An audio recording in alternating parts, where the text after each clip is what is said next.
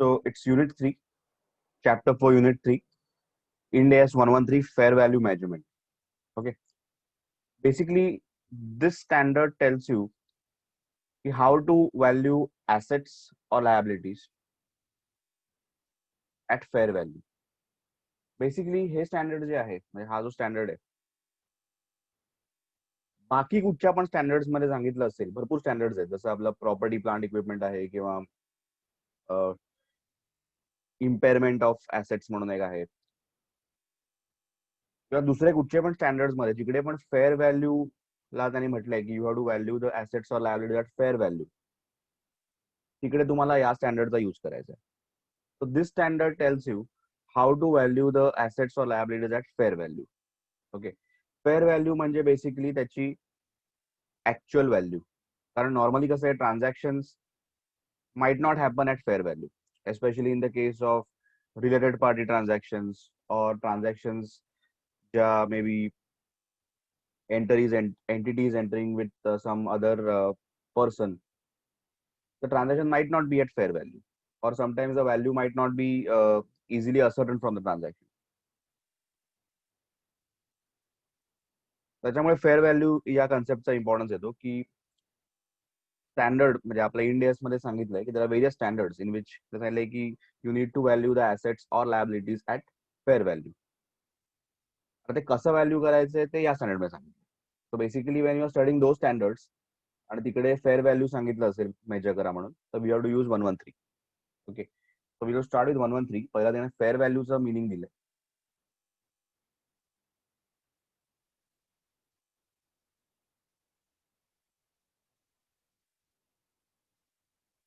Very easy and light standard, याच्यात great difficulty नाही. What is fair value? Normally, assets and liabilities are being exchanged between parties at their agreed terms and conditions based on prices which might be related to the entity or event based, or in other words, which is not at arm's length prices.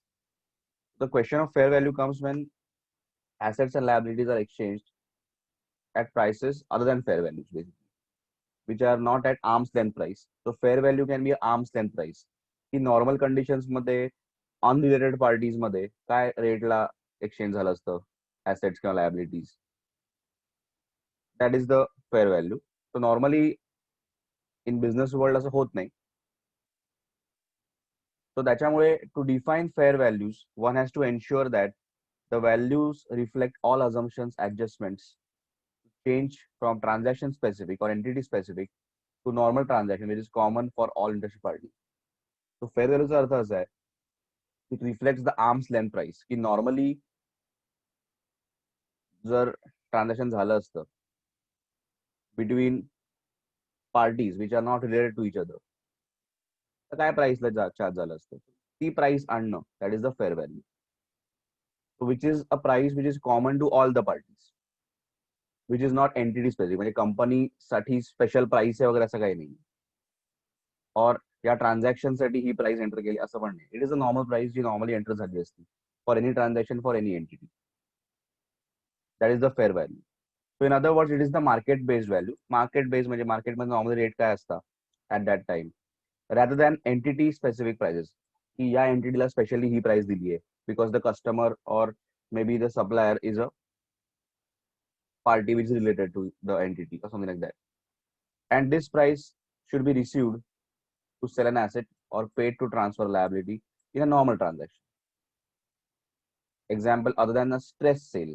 Stress sale म्हणजे stress आपल्याला विकून निघायचंय, तर तेव्हा आपण काय price करू, कमी प्राइसला विकून निघू. Fair value is an exit price and not a price at which an asset and liability sells purchase otherwise. So fair value is the normal price in the market. He market मध्ये ही price आहे,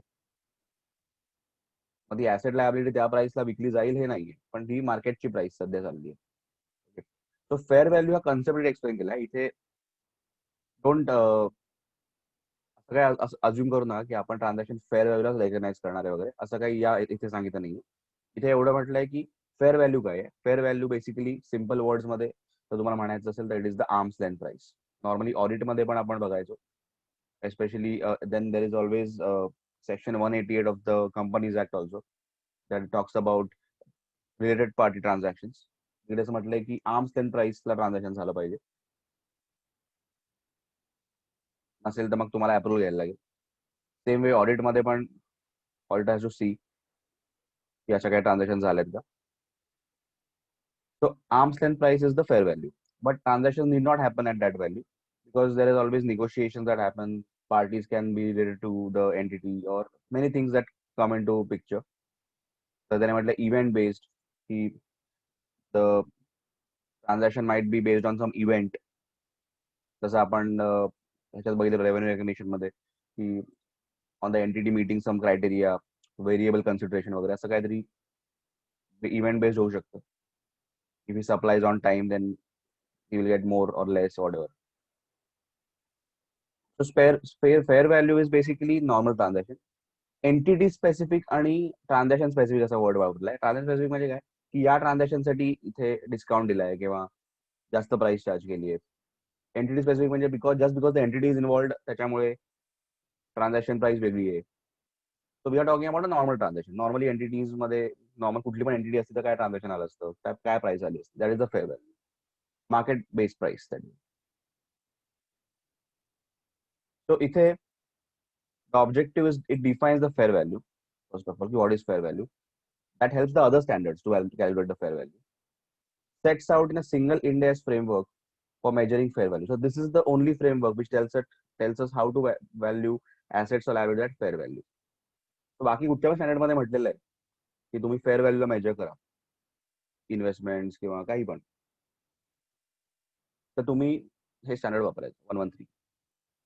plus it requires disclosure about the fair value measurement. Disclosure बद्दल दिलं की आम्ही कसं value केलंय वगैरे notes मध्ये. So fair value is a market based measurement, not an entity specific measure. Market based. Market मध्ये काय रेट आहे. The objective of a fair value measurement is to estimate price at which an orderly transaction to sell the asset or to transfer liability would take place. Normally त्या asset मध्ये जे transaction आहे cell किंवा bye काय price झालं असतं. Transfer of liability काय प्राइसला झाली असते. लायबिलिटीज पण आपण व्हॅल्यू करायची गरज पडते. Between market participants. Market participants म्हणजे people who normally deal with those assets or liabilities at the measurement date, at that specific date, under current market conditions. That is an exit price at the measurement date from the perspective of a market participant that holds the asset or owes the liability. Exit price म्हणजे asset मी hold करतोय तर what price La me exit करून निघेन, काय price La विकीन. If I'm holding gold, at what price can I sell?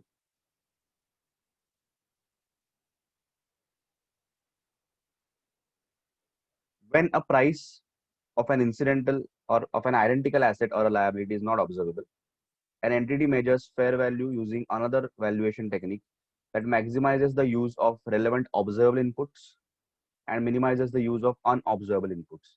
Basically, कधी कधी इतकं simple नसतं to value asset or liability. Normally आपण काय करतो की identical similar goods similar asset liabilities काय रेटला चालले आहेत ते बघतो.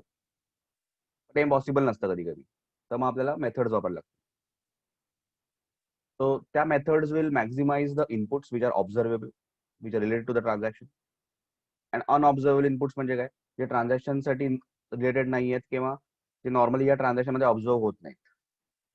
या ट्रान्झॅक्शन रिलेटेड किंवा या ऍसेट रिलेटेड किंवा लायबिलिटी रिलेटेड जे जे इनपुट्स लागतात ट्रान्झॅक्शन मध्ये ते बघणार आपण, बाकी आपण इग्नोर करणार.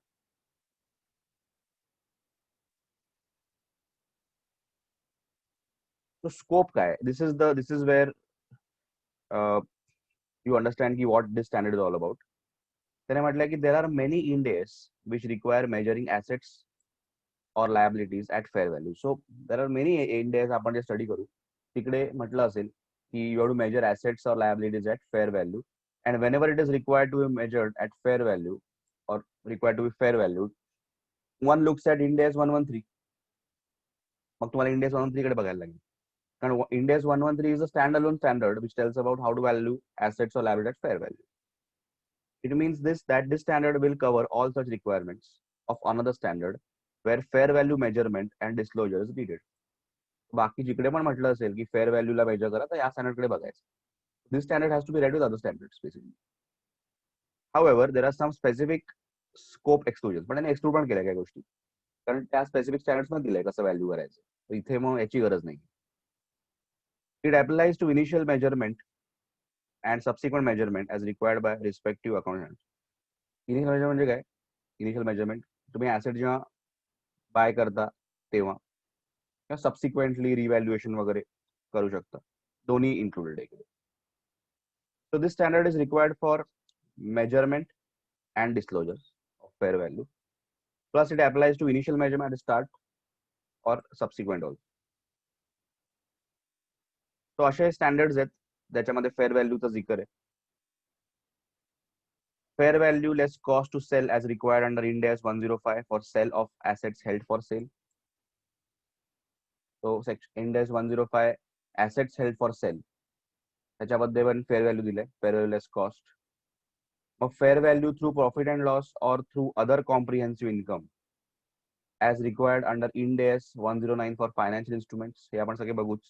So Ind AS 109 मध्ये पण दिलंय फेअर व्हॅल्यूला मेजर करायचंय.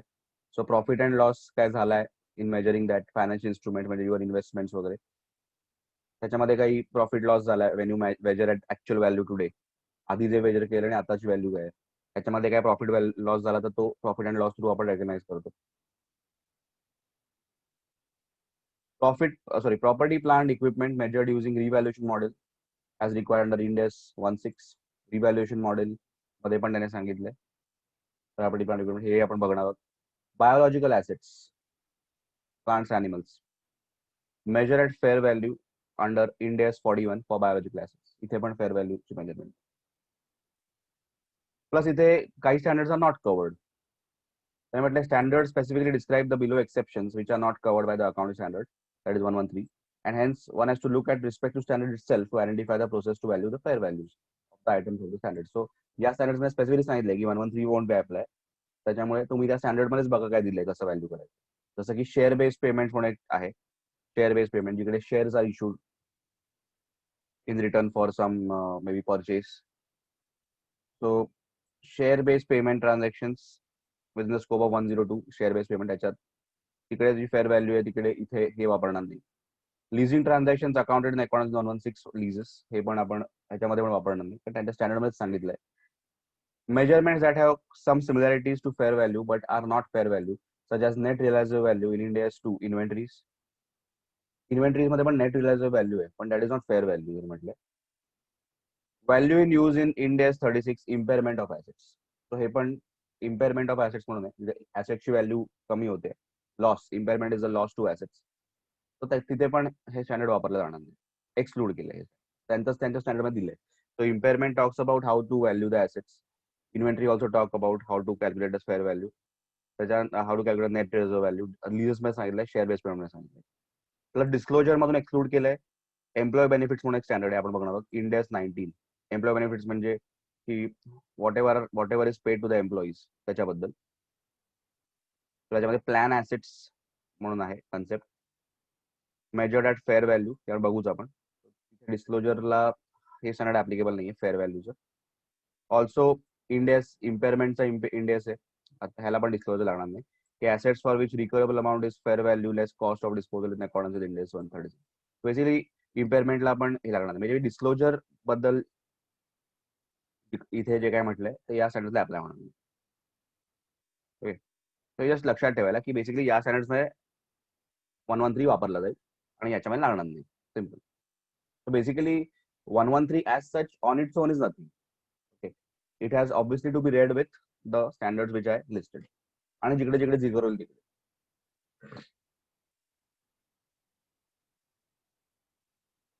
Definition. This Ind AS defines fair value as the price that would be received to sell an asset or paid to transfer a liability in an orderly transaction between market participants at the measurement date. So इथे म्हटलंय की what price would be received to sell an asset right now or to pay off a liability in the normal transaction, orderly transaction between market participants. Market participants normally who deal with the assets or liabilities at the specific date.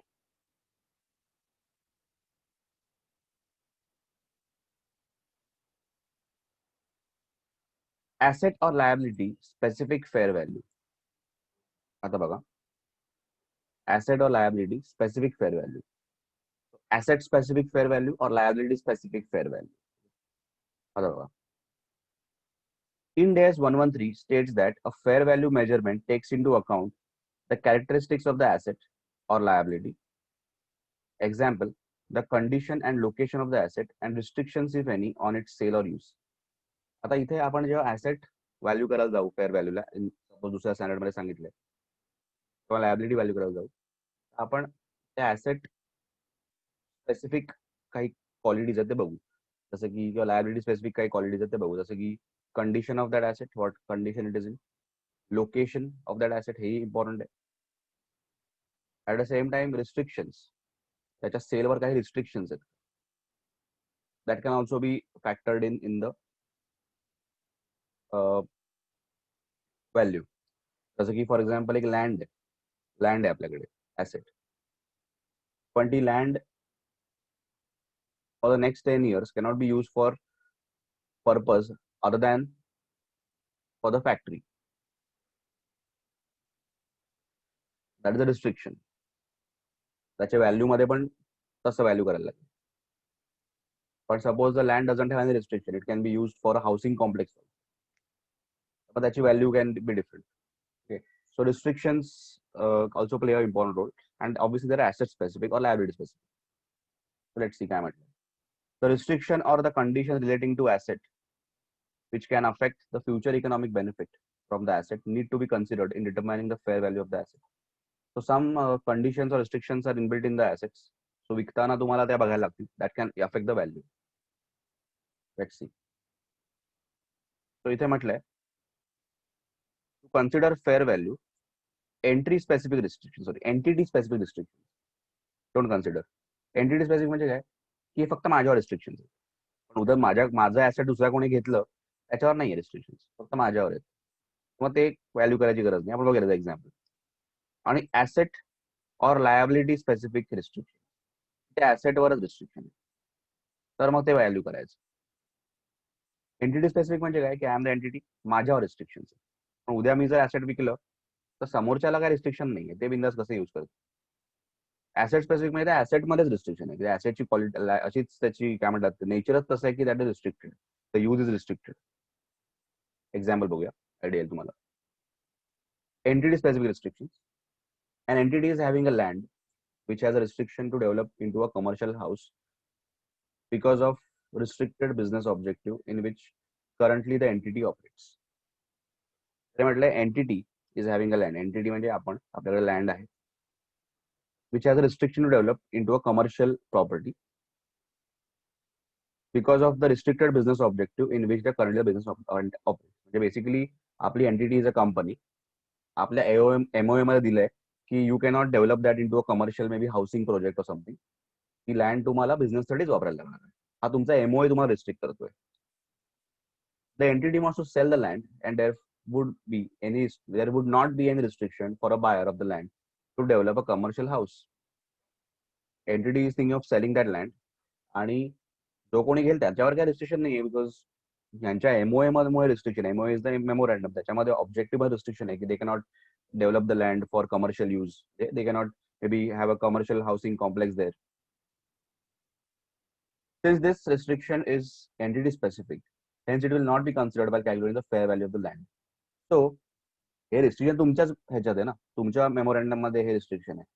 उद्या कोणी पण bye केलं तर he can बिंदास develop the land, तिकडे ते housing complex बांधतील, हवा ते करतील, एवढी जमीन आहे तुमच्याकडे. So while valuing the land at fair value, don't consider your own restriction. Entity specific restriction value, त्याच्याने तुम्ही लँड व्हॅल्यू नाही करू शकत. Just because your MOA restricting the value of the land to get develop, that doesn't mean the value of the land is that. Okay, because उद्या तुम्ही जर land विकली तर उद्या दुसरा कोणी बाय जो करेल तो बिंदास डेव्हलप करेल लँड, त्याला काही रिस्ट्रिक्शन नाही. तर मग value the land at that value, की नॉर्मली लँड डेव्हलप करता येईल into a housing complex, लँडची व्हॅल्यू काय असेल त्याला व्हॅल्यू करा त्या लँड त्याच्यात. So just because your entity cannot develop it, that doesn't mean the value is less. Asset and liability specific restriction म्हणजे काय, की एक कार घेतली आहे, car has been bought for private use and there is a restriction of not to use the car for any commercial purpose. आता normally जेव्हा तुम्ही गाडी घेता आपण पर्सनल यूज साठी घेतो, म्हणजे इट्स अ प्रायव्हेट कार, त्याची नंबर प्लेट पण प्रायव्हेट यूज साठी असते. तर तुम्हाला टुरिझम किंवा हायर परचेस साठी घ्यायची असेल तर तुम्हाला तो वेगळं रजिस्ट्रेशन करून घ्यायला लागतं. That is a commercial vehicle आणि ही आहे प्रायव्हेट व्हेकल. तर त्या कारचं नेचरच समजा तुम्ही प्रायव्हेट आणि कमर्शियल. आता कमर्शियलला जास्त व्हॅल्यू असते दॅन प्रायव्हेट, कमर्शियल जास्त यूज होतो. तो फर्स्ट अंडरस्टँड करा की हे नेचरच वेगळं आहे याचं. त्या गाडी तुम्ही जेव्हा घेता, कमर्शियल आणि प्रायव्हेट ह्या दोन वेगळ्या गाड्या असतात. तुम्ही जर प्रायव्हेट कार घेतली तर त्याची value is less than the commercial car. जरी पण उद्या ती कमर्शियल म्हणून तुम्ही घेतली असती तर त्याची व्हॅल्यू जास्त आली असती. पण तुम्ही आता प्रायव्हेट म्हणून घेतली आहे तर मग त्याची व्हॅल्युएशन तसंच होणार. यू कॅनॉट से की it is you are because you bought it as a personal car म्हणून त्याची रिस्ट्रिक्ट झाली व्हॅल्यू, तर दुसरी कोणी घेतली असती तर मग ती नॉर्मल असती वगैरे, असं काही नाही. त्याचं नेचरच वेगळं आहे त्या गाडीचं. Use for personal use, commercial साठी वेगळी गाडी असते. Okay, so a car has been bought for private use and there is a restriction of not to use the car for commercial purposes. Commercial vehicle is having more fair value than the private vehicle. This restriction to use the vehicle is asset specific. The asset specific. And market participant will also consider the asset specific restrictions by calculating the fair value for such asset. And as this condition will be considered while evaluating fair value of the car. आता कसं आहे, माझी गाडी आहे, it's a personal car, मी ती विकली, तो जो buyer आहे तो पण पर्सनल यूज साठीच वापरू शकतो. He can not convert into commercial. जरी पण तीच गाडी जर कमर्शियल यूज साठी वापरली गेली असती तर मग जास्त व्हॅल्यू मे बी आली असती त्याची, कारण त्याला जास्त यूज आहे, मे बी त्याचं भाडं जास्त येईल वगैरे असं. पण इथे ऍसेटच वेगळं आहे. म्हणजे इथे basically the car is a private car. Even the person who buys it he will have to use it as a private car. तर मग इथे restriction you can say it is asset specific. ऍसेटच वेगळे आहे, कोणी पण bye करेल त्याला रिस्ट्रिक्शन आहे ती. त्याच्यामुळे जरी पण तीच गाडी जर कमर्शियल व्हेकल असती तर जास्त व्हॅल्यू आली असती, पण ती नाही आहे कमर्शियल व्हेकल, प्रायव्हेट कार. त्याची valuation will be as per that only. So it is a asset specific restriction. So we consider that. Entity specific असतं तर we would not consider that. Are you understanding this till now?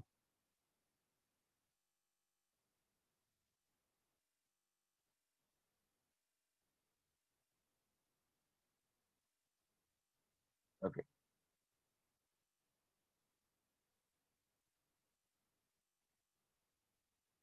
Now the transaction.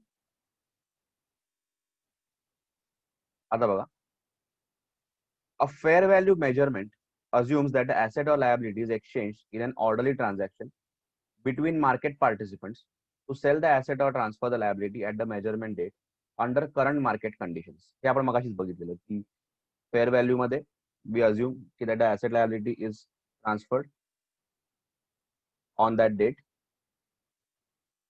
at normal price at current market conditions. Normally काय transaction मध्ये cell झालं असतं, arms length transaction मध्ये, आपण assume. A fair value measurement assumes that the transaction to sell the asset or transfer the liability takes place either in the principal market for the asset or liability or in the absence of principal market in the most advantageous market for the asset or liability.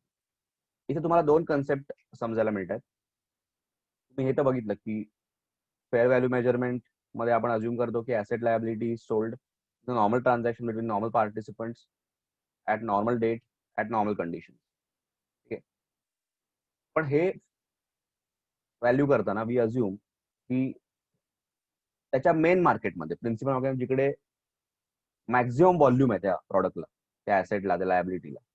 जसं की for example एक shares आहेत तुमच्याकडे कंपनीचे, shares आहेत, तो कुठच्या मार्केटमध्ये सगळ्यात जास्त त्याला व्हॉल्यूम आहे? बॉम्बे स्टॉक एक्सचेंजवर आहे का नॅशनल स्टॉक एक्सचेंजवर आहे? अज्युम करा नॅशनल स्टॉक एक्सचेंजवर आहे. That is your principal market. So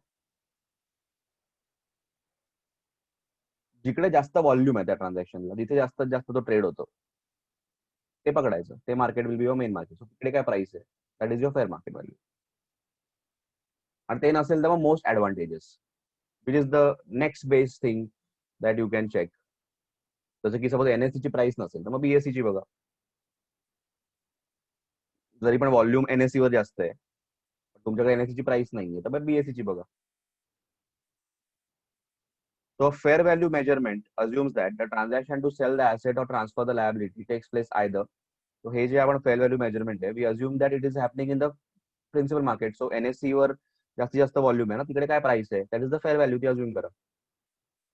Or in the absence of principal market, the most advantageous market. There could be different principal markets for different reporting entities, even belonging to the same group. It is entity specific. So प्रत्येक एंटिटीचं आपापलं market आहे, तिकडे ते त्यांचे assets का liabilities trade होत आहेत. सो त्याप्रमाणे तुम्ही ठरवा. मे बी एकाच ग्रुपमध्ये वेगवेगळे एंटिटीज आहेत.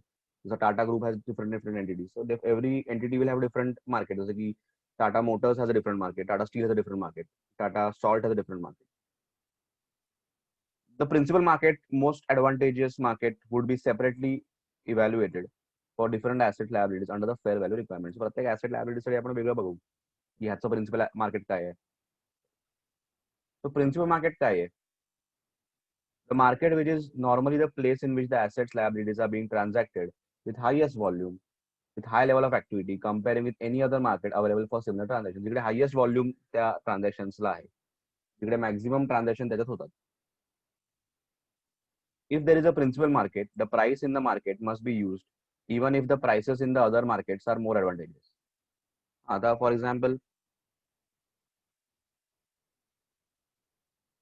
एक्झाम्पल आता एनएससी आणि बीएससी च्या गोष्टी केल्या मी, की तुमच्याकडे शेअर्स आहेत, ते are traded in NSC also BSC also. BSC मध्ये जास्त प्राइस आहे मे बी, पण NSC has the highest volume, तर मग एनएससी बघायचं. जरी पण बीएससी ची प्राइस जास्त आहे, जरी पण price in BSC is advantageous, but volume कुठे जास्त आहे, NSC. So NSC NSC is a national stock exchange. Normally national stock एक्सचेंजला व्हॉल्यूम जास्त असतो, because is a nationwide term. Because the principal market is most liquid market for asset or liability, the market will provide the most representative input for fair value measurement. Is the input की principal market मध्ये जी price आहे, is the input you take in valuing the fair value. That is the input. त्याला input म्हणतात. Data basically. Example बघूया. Shares of a company which is listed at BSC and NYSC, New York stock exchange, Bombay stock exchange, New York stock exchange, has different closing prices at the year end. So shares of a company will be listed as different share value. Obviously BSE or NSE or NYSE or the New York Stock Exchange. The price at BSE has greatest volume of activity, whereas at NYSE it is less in terms of volume and transacted during the period. Since BSE has got the highest volume and significant level of activity compared to other market, although the closing price is higher at NYSE, so NYSE जास्त price आहे, dollars मध्ये असेल, the closing price at BSE would be taken to value the shares of a company. तर तुमच्याकडे principal market नाहीये, तर you can go for the next best thing. जसं या केसमध्ये आता बीएससी ची प्राइस नसेल तर मग एनवायसी बघा. Simple is that. Most advantages market. This is the market which either maximizes the amount that would be received when an entity sells an asset, or minimizes the amount that is paid to while transferring the liability, by paying off the liability. So आपल्याकडे principal market आपल्याकडे identify करता येत नाहीये, तर मग what is the best price that the asset can fetch, or what is the best price at which you can pay off the liability. In the absence of principal market, this market is used for fair valuation of assets and liabilities. In many cases, principal market and most advantages will be the same. काही केसमध्ये सेमच असेल ते. The market will be assessed based on the net proceeds from the sale, which will deduct expenses associated with such sale and the most advantageous market. So it will be net of the transaction cost, or net of the whatever charges are required in that sale. Example बघा. Diamond, a commodity, has got a domestic market where the prices are lesser compared to the prices available for export of similar diamonds.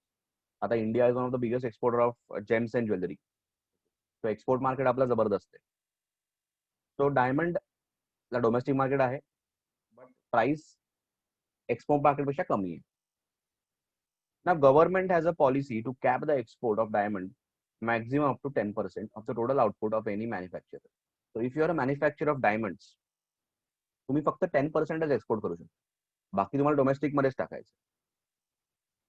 जरी पण तुम्हाला 10% जे काय तुम्ही विकताय एक्सपोर्टसाठी त्याला जास्त price मिळते export मार्केटमध्ये, पण यू कॅन नॉट एक्सीड 10%. ह्याचा अर्थ काय आहे की जरी पण export is the most advantageous price for you, volume तुमचं कुठे जास्त आहे डोमेस्टिक मध्ये, because 90% of your output is sold in domestic. तर तुम्हाला तुमचं प्रिन्सिपल मार्केट डोमेस्टिक मार्केट आहे. The normal activities of diamond are being done at domestic market only, that is 90%, and balance 10% can be sold via export. The highest value of activities with highest volume is being done at domestic market. तुमचा maximum volume कुठे domestic market मध्ये. Hence, principal market for diamond would be domestic market. Export prices are more than prices in the principal market, and it would give highest return compared to domestic market. Export ची price जास्त आहे. Therefore, export market would be considered as the most advantageous market. However, if principal market is available, then prices would be used for fair value valuation of assets and liabilities. पहिलं principal valuation बघा आहे का principal मार्केटमध्ये, नसेल तर मग export मार्केटचं value घ्या. मार्केट पार्टिसिपंट्स हे असे लोक आहेत who are dealing in the assets and liabilities. The parties which eventually transact the assets liabilities either in principal market or most advantageous market in their best economic interest. They should be independent and not related party. And if related ahead, transaction will be on arm's length. So market participants इथे म्हटलेलं आहे की normally people who deal with entities or people who deal with the assets or liabilities in the principal or most advantageous market.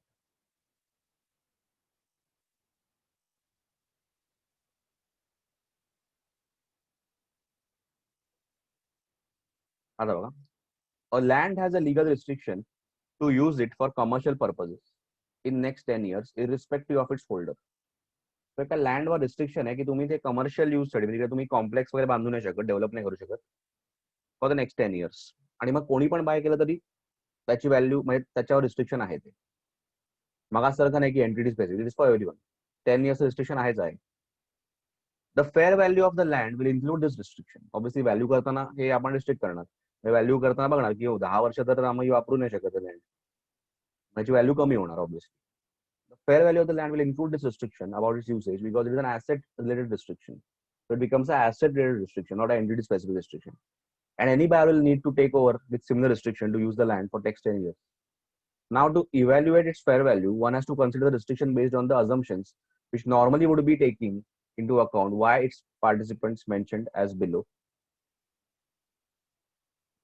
Whether the restriction is commonly imposed on each type of land, how useful it is after the end of 10 years, whether there is any alternative use which may be considered normally by the participant for similar kind of deals, how liquid the sale of land will be with such restrictions, comparing the price with similar kind of land without restrictions to arrive at fair values. So basically hey restriction तर consider करूच आपण value करताना, plus हे restriction सगळ्या lands मध्ये common आहे का, याच land मध्ये आहे, याच लँड मध्ये हा प्रॉब्लेम आहे, 10 वर्षाने याचा काय यूज आहे, अल्टरनेटिव्ह काय आहे का या 10 वर्षात, लिक्विडिटी काय आहे, म्हणजे विकलं जमीन लँड विकली तर लगेच किती प्राइस येणार का, काही रिस्ट्रिक्ट होणार आहे का, टॅक्स जाणार आहे.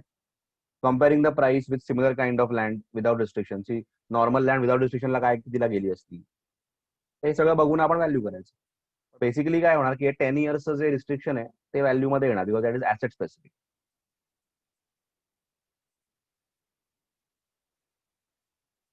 आता ट्रान्झॅक्शन कॉस्ट म्हणून एक इम्पॉर्टंट आहे. Transaction costs are not characteristic of any asset or liability, but characteristic of the transaction. Transaction cost म्हणजे नॉर्मल ट्रान्झॅक्शन करताना जी कॉस्ट इन्कर होते, समथिंग लाईक अ ब्रोकरेज वगैरे किंवा कमिशन, दॅट इज त्याने म्हटलंय that is not a characteristic of the asset liability. आणि asset लायबिलिटीची काय हे चेंज होत नाही characteristic, but it is a transaction cost, म्हणजे it is a characteristic of transaction. या ट्रान्झॅक्शन मध्ये एवढा ब्रोकरेज एवढं कमिशन लागतं.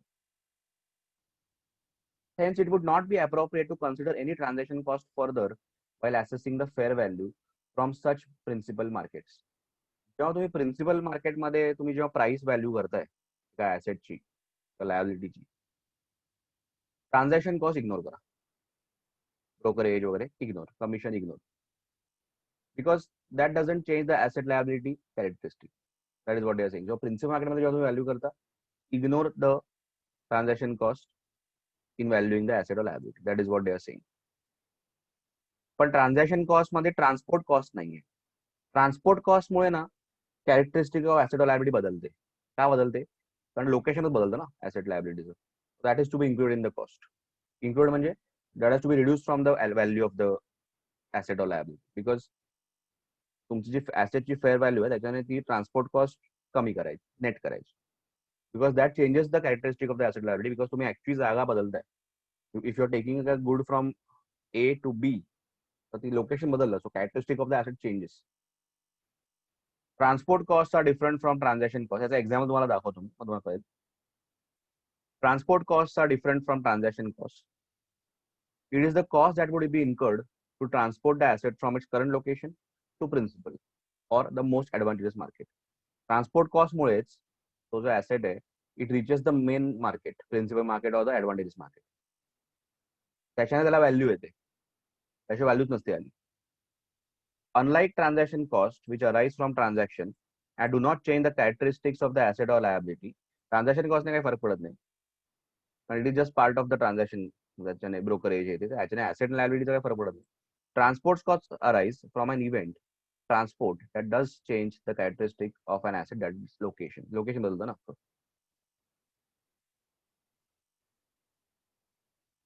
If location is a characteristic of the asset, as might be the case, for example, for a commodity, the price in the principal or most advantageous market shall be adjusted for the cost, if any, that would be incurred to transport the asset from its current location to that market. So price less the transport cost करायचं, कधी transaction cost minus करायची नाही. It would be considered if in case it is an inherent part of the asset liability. So transaction example commodity. So inherent म्हणजे काय की transportation शिवाय तो asset पोहोचणारच नाही प्रिन्सिपल मार्केटमध्ये, तो ते मायनस करायचं. तो इथे दिलंय की द प्रिन्सिपल मार्केट असेल, ट्रान्झॅक्शन कॉस्ट कन्सिडर करू नका, ट्रान्सपोर्ट कॉस्ट कन्सिडर करा. सो फेअर व्हॅल्यू म्हणून ते मायनस करा. द मोस्ट ऍडव्हान्टेजेस मार्केट असेल तर मग ट्रान्झॅक्शन कॉस्ट मायनस करा, ट्रान्सपोर्ट कॉस्ट मायनस करा.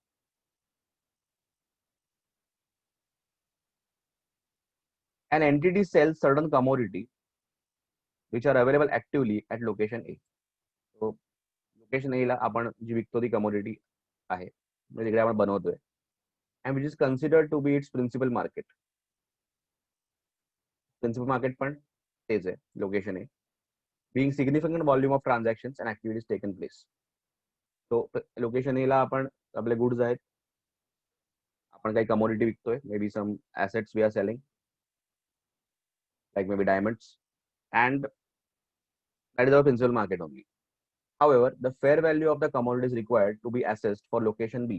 आपल्याला लोकेशन बी ची फेअर व्हॅल्यू काढायची, तिकडे जे गुड्स आहेत त्याची, which is far from location A and requires transport cost of 100. तिथे ट्रान्सपोर्ट 100 रुपीज येतात.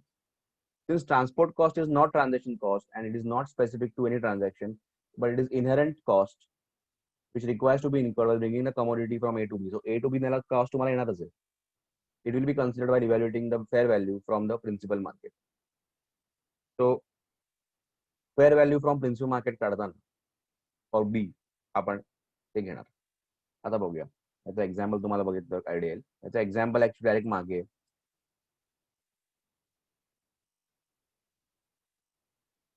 या चॅप्टर मध्ये क्वेश्चन्स असे नाहीये, डायरेक्ट लास्टला एक्सरसाइज मध्ये क्वेश्चन्स आहेत. हे बघा, हे एक्झाम्पल आहे. An asset is sold in two different active markets at different prices. दोन्ही ऍक्टिव्ह आहेत. An entity enters into transactions in both markets and can assess the price in those markets for the assets at the measurement date. दोन्ही मार्केटमध्ये entities and they want to assess the price. Market A मध्ये the price would be received is 26. Transaction cost in that market are 3 and cost to transport the asset to that market are 2. In market B, the price would be 25. Transaction cost is 1 and the cost to transport the asset is 2.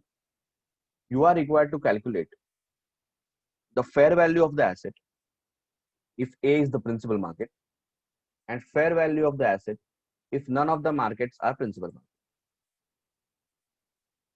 तो आता काय करायचं, ए is a principal market आहे, तर आताच बघितलं आपण की तुम्ही प्राइस घ्या आणि ट्रान्सपोर्ट कॉस्ट फक्त मायनस करा, ट्रान्झॅक्शन कॉस्ट इग्नोर, काय येणार 24 if it's a principal market. तर दोन्ही मधलं आपल्याला माहिती नाहीये, दोन्ही मोस्ट ऍडव्हान्टेजेस मार्केट्स म्हणून ट्रीट केले आपण. मग काय करायचं, सगळंच मायनस करा. 26 minus 3 minus 2, so 26 minus 3 5 is 21, 25 minus 1 minus 2, 25 minus 3 is 22. So which is the most advantageous market? B. तर मग ते घ्या 22. Okay, so mug that will be our market. त्या दोघांमधला हाय कुठला आहे ते, आणि मग प्राइस विल बी 25 मायनस 2, बस तेवढं, it is 23. I'll show you काय केलं. Now, if A is the principal market, if market A is the principal market for the asset, that is the market with the greatest volume and level of activity for the asset, the fair value of the asset would be measured using the price that would be received in that market after taking into account transport cost. आपण बघितलं, transport कॉस्टच बघतो आपण principal value मध्ये, principal market मध्ये. So price receivable 26 minus transport cost 24. हे तर काय problem नाही. Second मध्ये आपल्याला काहीच माहिती नाही की about the principal market, neither is a principal market. So आपण आता दोन्ही मार्केट अनालाइज करू. सो दोन्ही मार्केट मधून आपण काय करू, मायनस करून तुम्ही फेअर व्हॅल्यू काढा दोघांचं, दोन्ही मायनस करा. तुम्हाला कळलं की बी चं जास्त चांगलं आहे. So since entity would maximize the net amount that would be received for the asset in market B at 22, the fair value will be measured using the price in market B. So market B ची price घेऊया, that is the most advantageous for us. So fair value will be 25 minus 22, that is फक्त transportation cost minus करा 23, so त्याला value करा. So हे सगळं minus करून काय कळलं की B is the best market. मग बी ची व्हॅल्यू घ्या, नॉर्मली आपण कसं प्रिन्सिपल व्हॅल्यू केलं तसंच करायचं, 25 minus the transport cost. To find out whether which is the better market, which is the most advantageous, आपण दोन्ही मायनस करून बघितलं. If neither of the market is principal market for the asset, the fair value of the asset would be measured using the price in the most advantageous market. The most advantageous market is the market that maximizes the amount. आणि आपण बघितलं की most advantages market मध्ये transaction cost आणि transport cost दोन्ही minus करून बघतो. Would be received to sell the asset after taking into account transaction cost and transport cost. That is the net amount that would be received in the respective market. So आपल्याला कळलं की B ची 22 येते. That is the most advantageous price. So आपण B ची market मध्ये जी price ती घ्यायची. So treat it as a principal market. आणि मग 25 minus 2 करा, ट्रान्सपोर्टेशन कॉस्ट 23.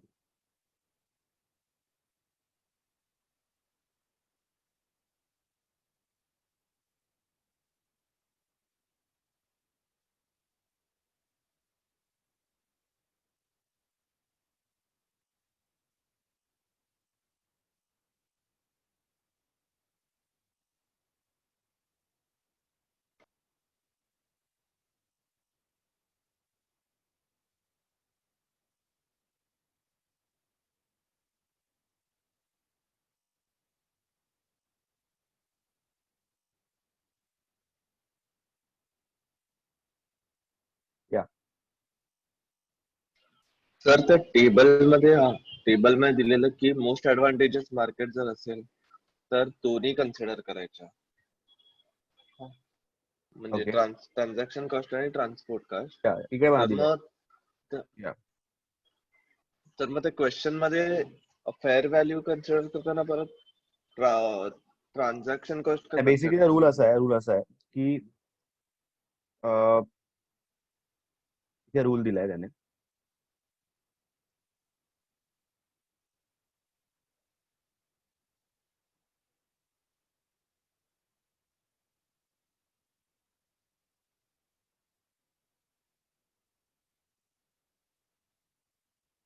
तर फर्स्ट ऑफ ऑल असा रूल आहे की market which is normally the place in which the asset liabilities are being transacted with the highest volume with high level of activities comparing with any other market available for similar transactions.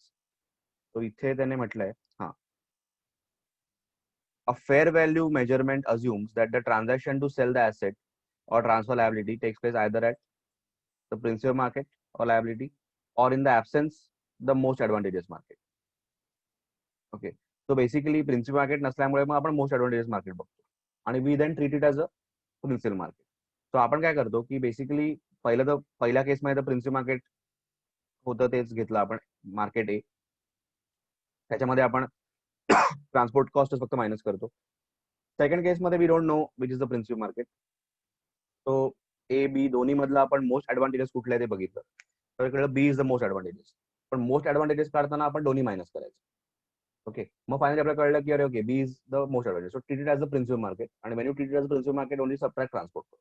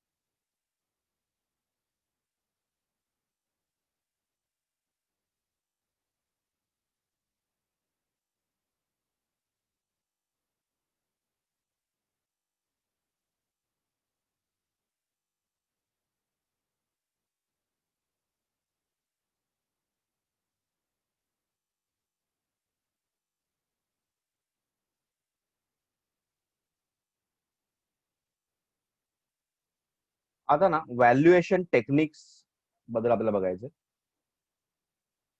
Valuation techniques एक आहे market approach. Market approach मध्ये basically it uses various you can say elements to value an asset. जसं की आता for example shares value करायचे. Suppose आपण कुठच्या कंपनीमध्ये इन्व्हेस्ट केलेत, तर शेअर्स व्हॅल्यू करायचे त्या कंपनीचे, आपली इन्व्हेस्टमेंट व्हॅल्यू करायचे. तर मग price earning ratio of that company, EPS किंवा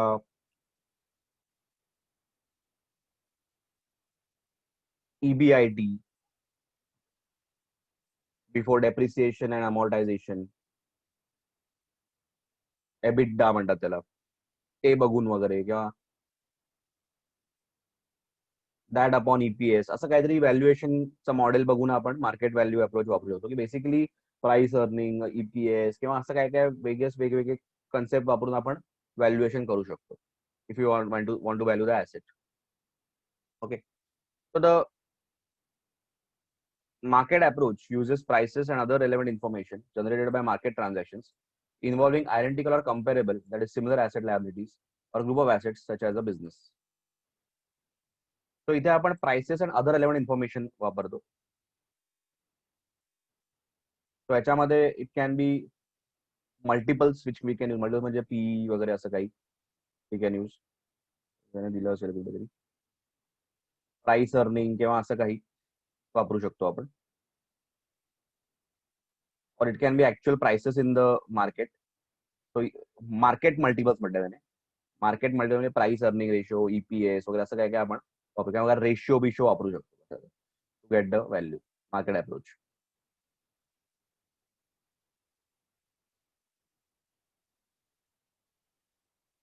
इथे दिलंय बघा. An entity does not have any security which is quoted in the active market.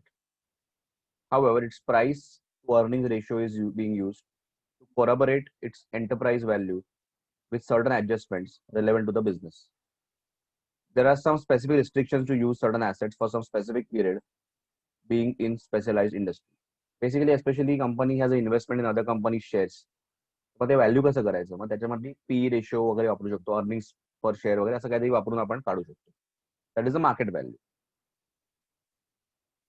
Income approach is basically discounting the cash flows. आपण discounting जे करायचो, discounting cash flows from that asset and present value काढायची.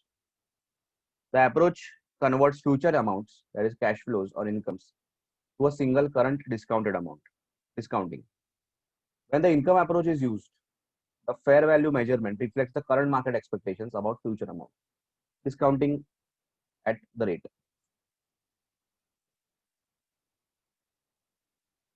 So then इकडे दिलंय, an entity has estimated its next year earning cash flow based on certain probabilities which can be mentioned below.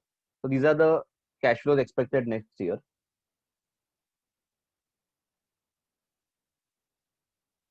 these are the cash flows expected next year. 700 20% probability है, 800 probability is 40%, 900 probability is 40%.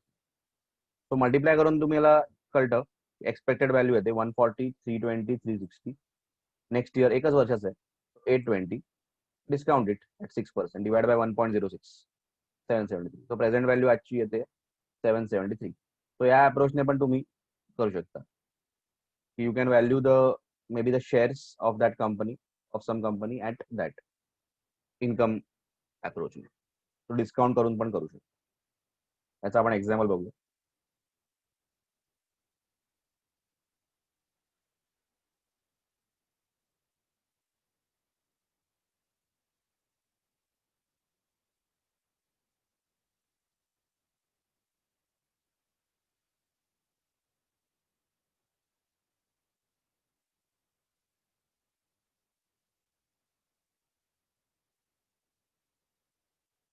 पहिला आपण income approach बघूया, मला लगेच कळेल. Illustration 4. UK Limited is in the process of acquisition of shares of PT Limited.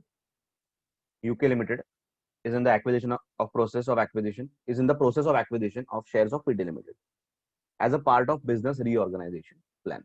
They are planning, they are buying shares and all. The projected free cash flows of PT Limited for the next 5 years. So these are the cash flows. And last 5th yearच्या एंडला this is the value. So basically, maybe when you're buying shares of that company, maybe every year you'll get this much dividend, and at the end, when you sell the assets, sell the shares, you will get this much amount. त्याने तसं टायचं दाखवलंय की every year तुम्ही एवढे cash flow dividend expect करताय आणि last तुम्ही 5 वर्षांना विकून टाकणार assets. Selling the shares. The weighted average cost of capital is 11%. Discounting rate is 11%. Cost of capital. Total debt as on measurement date is 1456 crore. ते पण आपण घेऊ व्हॅल्युएशन मध्ये. And cash and cash equivalent is 106.14 crore. Total number of shares of PT as on the measurement date is 8 crore 52,084,000. 8 crore 52 lakhs 84,223. Determine the value of share of PT as per income approach. पहिलं तर आपल्याला discount करायला लागेल सगळं at 11%. Okay, त्याच्यावरून काय करायचं, जी काय व्हॅल्यू येईल ना डिस्काउंटेड व्हॅल्यू, त्याच्यावरून डेट मायनस करायचं, तुम्हाला व्हॅल्यू ऑफ इक्विटी मिळते. डेट मायनस करायचं, मग इक्विटीची डेट दिला सुद्धा मायनस करायचं, नसतं तर नसता गेला डेट मायनस करायचं. That is the market value of equity. त्याच्यामध्ये हे सरप्लस कॅश वगैरे ऍड करायचं and then divide by the shares. तुम्हाला व्हॅल्यू पर शेअर मिळेल. That is what we are gonna do.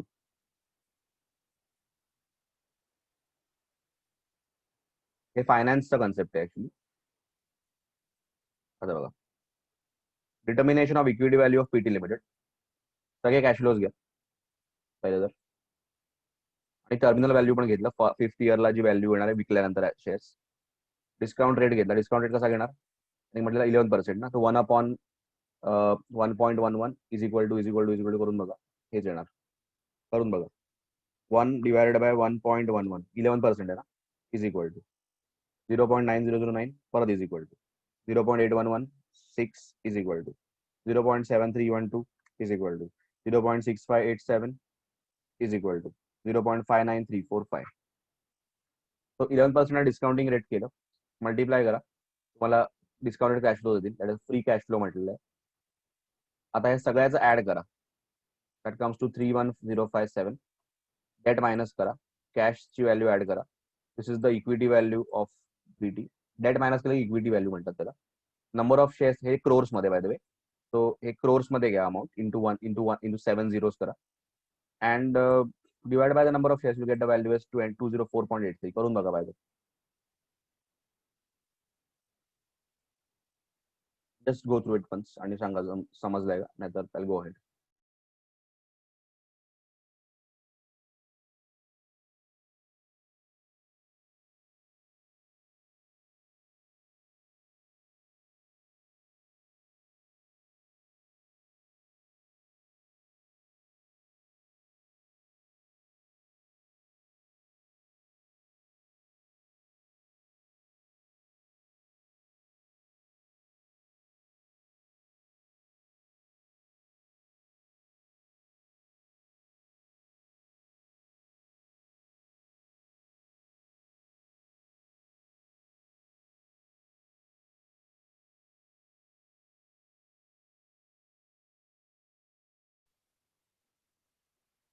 Yes, any doubts in this?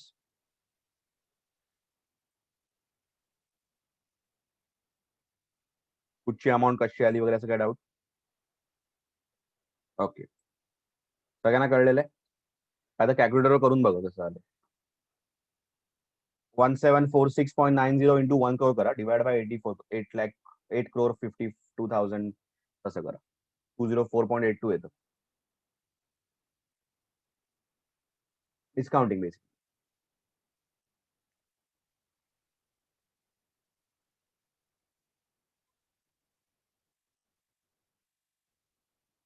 त्याच्यानंतर similar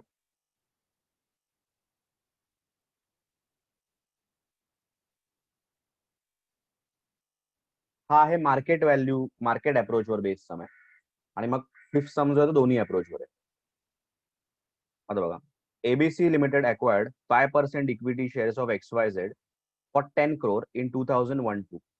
बघा, ABC limited म्हणजे आपली entity suppose, we acquired 5% shares of XYZ for 10 crore in 1-2. Cost is 10 crore. ठीक आहे, 5%. The company is in the process of preparing the statements for 2-3. So next year चे statements बनवायची वेळ आली and is assessing the fair value at subsequent measurement of the investment made in XYZ. So त्या वर्षी काय value करायची त्या assets ची?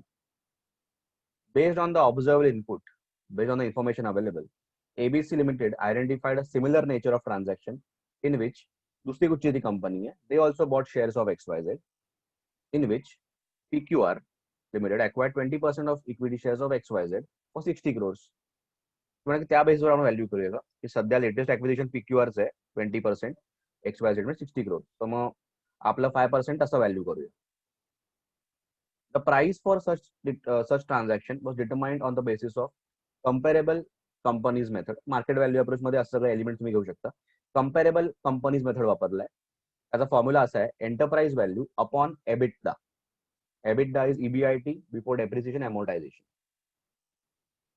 So enterprise value upon EBITDA was 8 lakhs. Sorry, was 8 rupees. 8 असं येतं. That is the hey. Was 8 times actually. Rupees पण नाही, 8 times.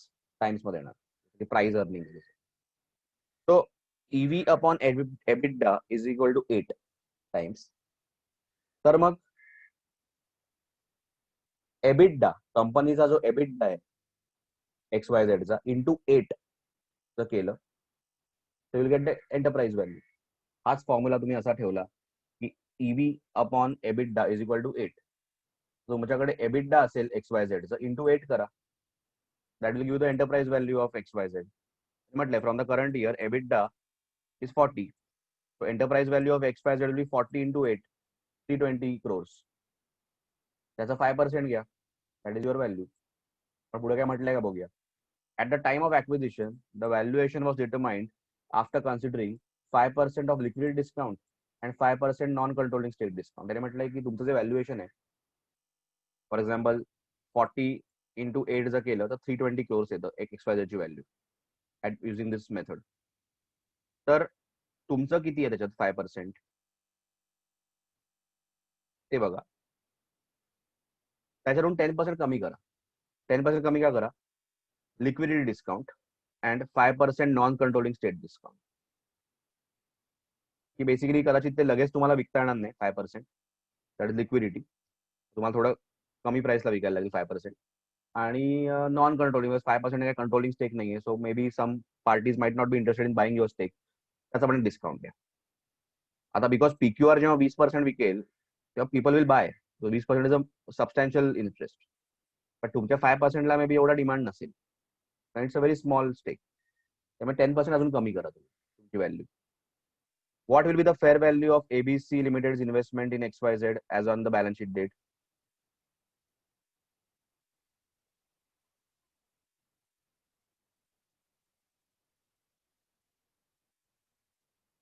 हे बघा, फॉर्म्युला काय नाही वापरलाय, enterprise value upon EBITDA is equal to 8. Okay, XYZ चं काढण्यासाठी. So enterprise value is equal to 8 into EBITDA. EBITDA is 40 of XYZ, so enterprise value is 320. आता तुमच्याकडे 5% आहे, तर 5% of 320 16. less 10%, 1.6, 14.4. That's it. That is the valuation. Check करा एकदा.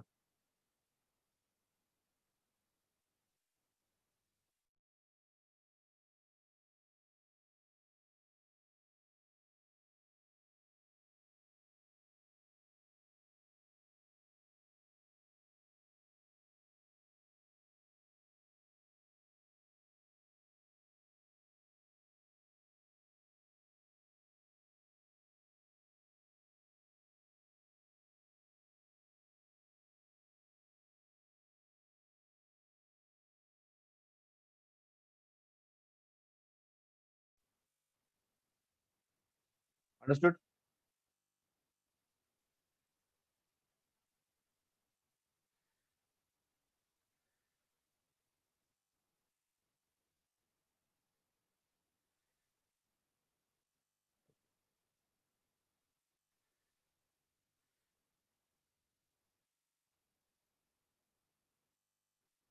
आता ह्याच्यामध्ये दोन्ही अप्रोच आहेत. हे बघा, you are a senior consultant of your firm and I'm in the process of determining the valuation of KK Limited. तुम्ही कन्सल्टंट आहात आणि तुम्हाला KK लिमिटेडचं व्हॅल्युएशन काढायचं. You have determined the valuation of the company by two approaches, market approach and income approach, and selected the highest as the final value. तुम्ही दोन्ही अप्रोचने value काढली, market आणि income, आणि हायेस्ट व्हॅल्यू म्हणता की ही घेऊ. However, based upon discussion with your partner, you have been requested to assign equal weights to both the approaches and determine a fair value of KK Limited. तर आपण पार्टनरवर discuss केलं आपल्या, त्याच्यानंतर तो बोलला की दोन्ही अप्रोच तू हाफ हाफ वेटेज दे, 50-50 वेटेज दे. तू don't just go with the one approach which is highest. दोघांना अप्रोच दे. म्हणजे काय कर, वेटेड ऍव्हरेज काढ. For example, valuation as per market approach is 5,268 crores आणि इन्कम अप्रोच प्रमाणे 3,235 crores. सो आपलं लॉजिक काय होतं की विल यूज दिस, पण आवर पार्टनर सेज की यूज बोथ. वेटेड ऍव्हरेज घ्या. वेटेड ऍव्हरेज म्हणजे काय की याला तुम्ही 50% वेट द्या, याला 0.5 ने मल्टिप्लाय करा, याला 0.5 ने मल्टिप्लाय करा आणि ऍड करा. That is weighted average. दोघांना इक्वल वेट द्या. So if we give equal weight, so 0.5 multiply करून ऍड करा. That is the valuation. मग त्यातून आपल्याला डेट ऑब्लिगेशन मायनस करायला लागेल, जसं मगाशी केलं. इक्विटी मिळाला, ऍड दिस सरप्लस कॅश, आणि fair value of surplus assets and liabilities हे पण ऍड करायला लागेल, and divide by the shares. Is the answer. फक्त इकडे वेटेड ऍव्हरेज काढायचं बाय काही. हे बघा, मार्केट अप्रोच, इन्कम अप्रोच. याला वेट द्या 50-50% घेतलं त्याने, इकडे पर्सेंट घेते ना, 0.5 ने केलं तरी चालेल. ऍड करून तुम्हाला वेटेड ऍव्हरेज मिळेल. Less the debt, add surplus cash, add surplus value of assets and liabilities, any surplus assets, enterprise value आली, into crores करा, divide by the number of shares, this is the value. Just see.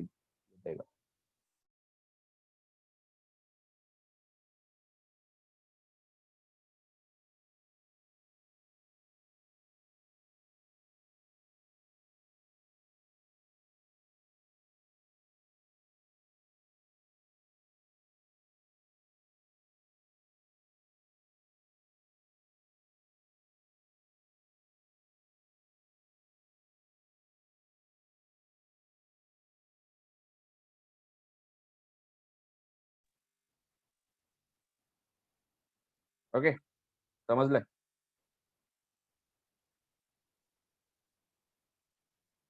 मग असंच सम आहे, फक्त इथे weighted average घेऊन मग पुढचं केलंय. मगाशी आपण इन्कम अप्रोच मध्ये डेट लेस करून कॅश ऍड केलं, तेच आहे. फक्त we start with weighted average, कारण that is what our partner says. Valuation कसं पण करू शकतो तुम्ही. It is end of the day judgement, professional judgement आहे.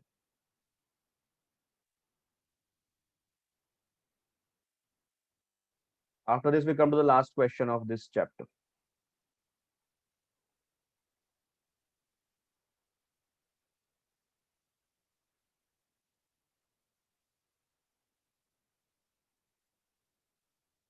Company J acquires land in a business combination. Business combination म्हणजे काय, amalgamation मध्ये वगैरे, अमालगमेशन मर्जर हा स्टँडर्ड आहे वेगळा actually, business combination.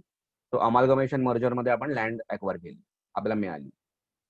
The land is currently developed for industrial use as a factory site. Currently आपण factory site साठी ती वापरणार आहोत. Although the land's current use is presumed to be its highest and best use, unless market or other factors suggest a different use, Company J considers the fact that nearby sites have recently been developed for residential use as high-rise apartment buildings. आता हा problem सध्या मुंबईमध्ये खूपदा येतोय. आता मुंबईमध्ये तुम्ही ऐकलं असेल की मोठमोठ्या आधी कंपन्या होत्या, त्यांच्या फॅक्टऱ्या होत्या, जसं की कांजूरमार्गला क्रॉम्प्टन ग्रीव्हजची मोठी फॅक्टरी होती.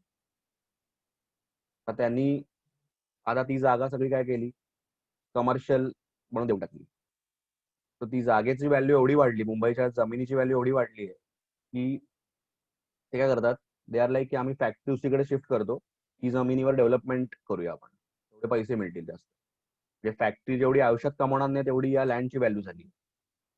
त्यामुळे क्रॉम्प्टन ग्रीव्हजने काय केलं, फॅक्टरी त्यांची जागा जी आहे ती विकून तिकडे आता कमर्शियल कॉम्प्लेक्स झालाय. सिमिलरली आता पार्ल्यामध्ये पण ती आपली पार्ले बिस्किट फॅक्टरी आहे, त्यांनी पण ती जमीन जागा विकली असं आलंय. तिकडे पण आता हाऊसिंग कॉम्प्लेक्स येईल, बिकॉज त्या जमिनीची व्हॅल्यू एवढी आहे की त्यांचं की ती फॅक्टरी आम्ही दुसरीकडे नेऊ, त्या जमिनीवर आम्ही कॉम्प्लेक्स बांधू, म्हणजे विकू आम्ही, पैसे कमवू त्याच्यात. तो मग ऑब्व्हियसली इनिशियली तर बेस्ट यूज तर फॅक्टरी आहे, पण नंतर आपल्याला कळायला लागलं की अरे आजूबाजूला तर मस्त स्काय स्क्रेपर होत आहेत आणि मोठमोठे प्रोजेक्ट्स येत आहेत, तर आपल्या जमिनीची व्हॅल्यू पण तीच असणार. मग they will have to value the land as per that.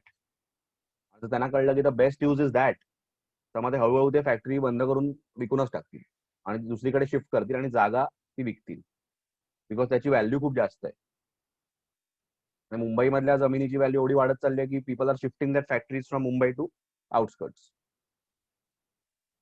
तो इथे तेच झालंय, कंपनी जे कडे फॅक्टरीसाठी जमीन आहे, आता करंटली ते म्हणतात की आम्हाला फॅक्टरीसाठी चांगली आहे, पण आजूबाजूला वेन दे आर सेइंग आजूबाजूला रेसिडेन्शियल यूज साठी जागा डेव्हलप व्हायला लागल्यात, आजूबाजूला कॉम्प्लेक्सेस येत आहेत ऍट व्हेरी हाय रेट्स, फ्लॅटची किमती करोडात जात आहेत. मग they are thinking of that.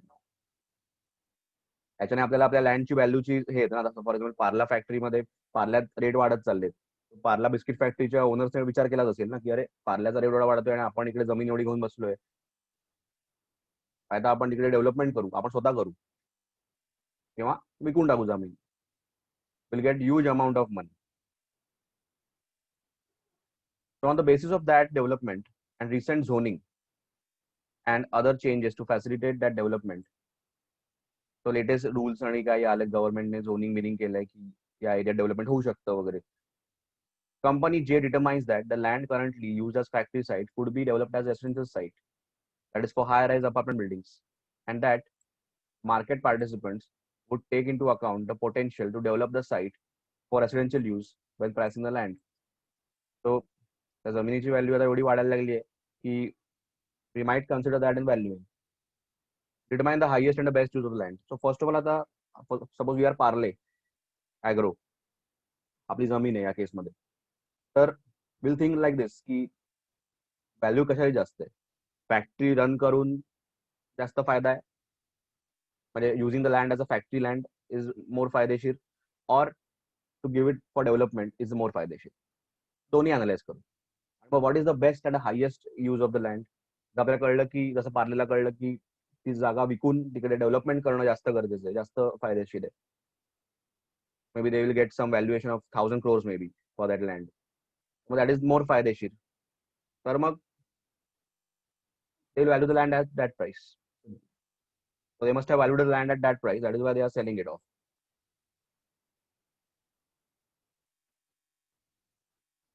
That is the reason Crompton sold off. And Crompton factory anyways was in losses. After the scams from बाहेर येतात. The highest and the best use of land is determined by comparing the following. तर compare करणं. The value of land as currently developed for industrial use. आत्ताची value काय आहे, तुम्ही factory म्हणून वापरता तर व्हॅल्यू काय आहे. That is an assumption that the land would be used in combination with other assets such as factory or other assets and liabilities. And value of land as a vacant site for residential use. Residential site बांधायची वेळ झाली तर काय value असेल त्या लँडची. Taking into account the cost of demolishing the factory and other costs necessary to convert the land to a vacant site.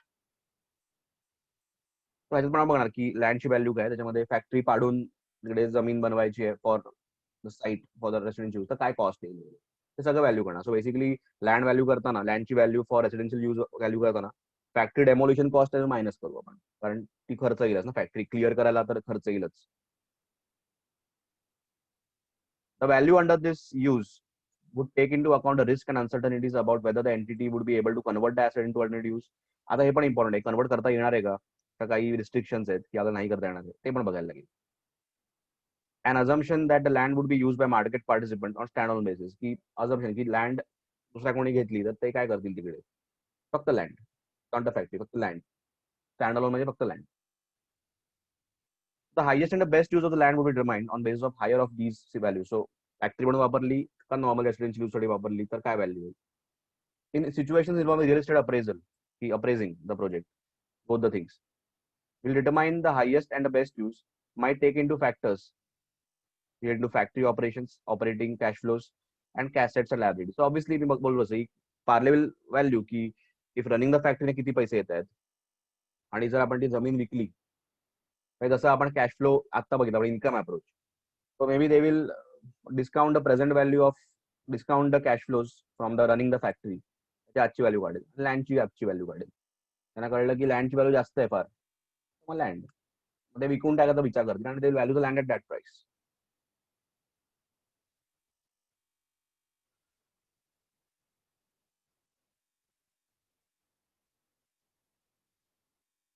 So land will be valued at higher of the two alternative. त्यांना कळलं की factory चालवणंच जास्त फायदेशीर आहे, will go for that. If they are making good money, why not.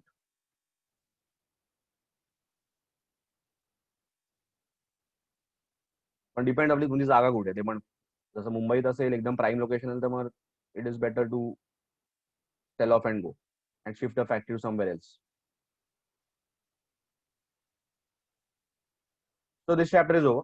सो इथे आपल्याला काय करायचं, इकडे क्वेश्चन डायरेक्ट मागे आहेत. सो हे 1 2 3 4 5 क्वेश्चन तुम्हाला करायला लागतील, द्यायला लागतील बुकमध्ये. त्याच्यानंतर इथे मार्किंग सांगतो काय काय करायचं.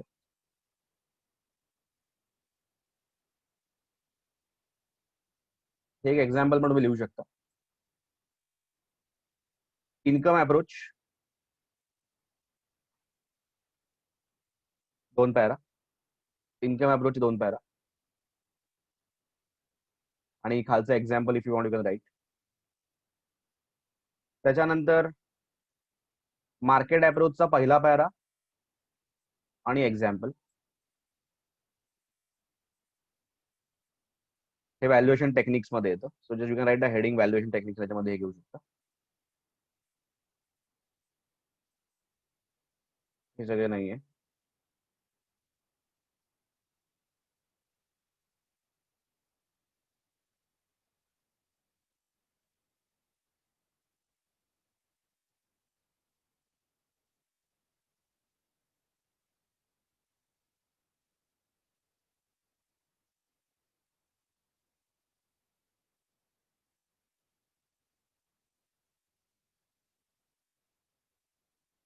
हे एक तुम्ही ऍड करू शकता. आता जो आपण सम याच्यामध्ये हे एक लाईन तुम्ही ऍड करू शकता की highest and the best use म्हणून. The highest and best use is the valuation concept used to value many non-financial assets. Example, real estate, जसं आता बघितलं.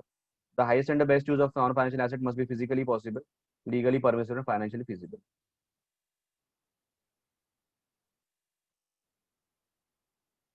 So हे 3 पॅरा तुम्ही घेऊ शकता. दॅट इज बेस्ड ऑन आता जो सम बघितला तो, त्याच्यावर हाच हे बेस्ड.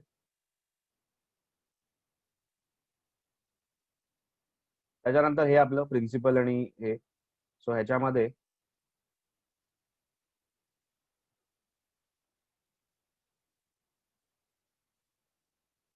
3.9 पूर्ण घ्या. 3.9, 3.91, 3.92,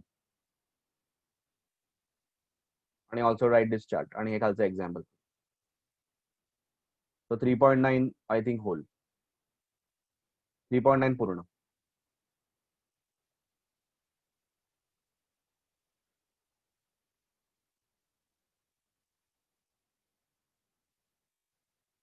three point eight full.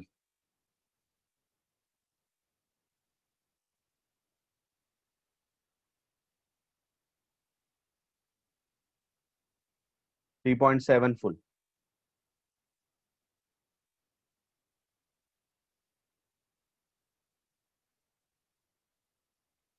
$3.5 full.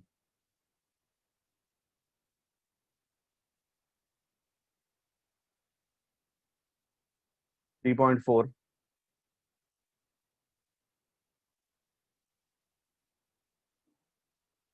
$3.3. 3.2. 3.1. परत सांगतो 3.1, 3.2, 3.3, 3.4, 3.5, 3.6 घेऊ नका. 3.7,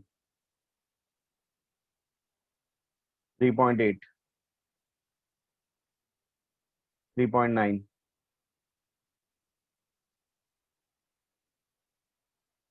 3.10 मध्ये highest and best use 3 para.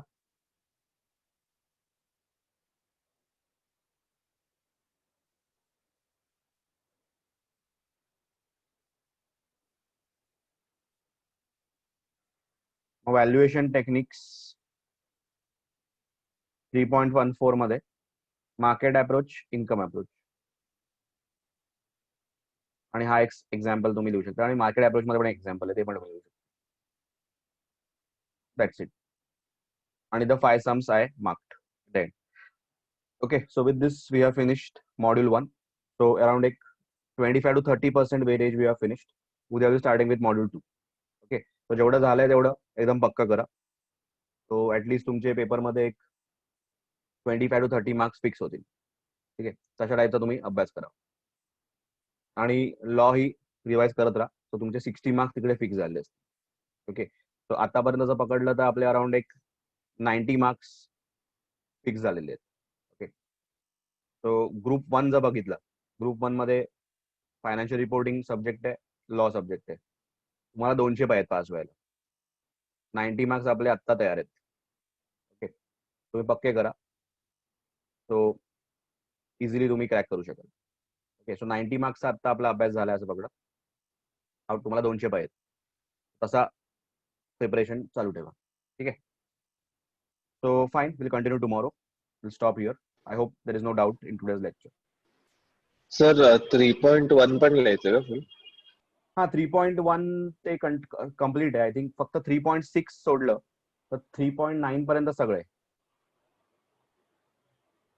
Because ते डेफिनेशन आणि सगळं आहे, कारण ते सगळं इम्पॉर्टंट आहे. कारण त्याच्यातच ते सगळे हळूहळू ते एक्सप्लेन करत गेलेत, कसं काय याचा अर्थ आहे वगैरे. 3.1 आहे फेअर व्हॅल्यू, ते तर मेन आहे. That is the first step. त्याच्यानंतर 3.2 हे लिहित जायचं टिल 3.5 पर्यंत लिहायचंय. मग 3.6 फक्त लिहायचं नाहीये.